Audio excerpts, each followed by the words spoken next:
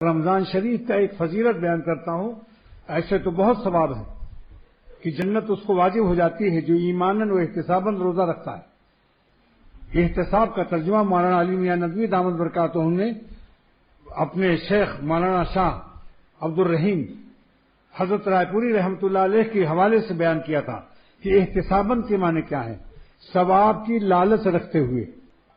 اللہ والوں کے ترجمے میں کیا مزہ ہے. ایماناً یعنی اللہ پر یقین رکھتے ہوئے، احتساباً ثواب کی لالچ رکھتے ہوئے. تو حکیم الامت مجدد ملت نے بہشتی زیور حصہ نمبر 3 اس کو آپ لوگ پڑھ لیں، روزانہ 2-3 صفحہ ختم کر لیں تاکہ رمضان کے مسائل آپ کو محفوظ ہو جائیں. کیونکہ مسائل کا بیان ہمارے بزرگوں نے واعظ میں مسائل کے بیان سے احتیاط کیا ہے. واعظ کا مقصد ہوتا ہے مسائل پر عمل کرنے کا پیٹرول. مسائل روڈ ہیں مگر روڈ پر گاڑی نکالنے سے پہلے تیل بھروا لو.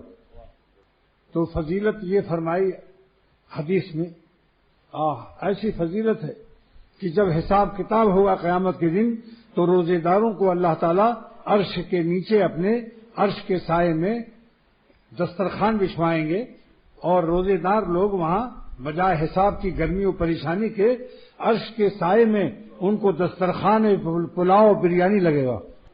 شاندار ضیافت و مہمانی ہوگی اور جس کو سایہ مل جائے گا عرش کا قیامت کے دن اس کا حساب نہیں ہوگا.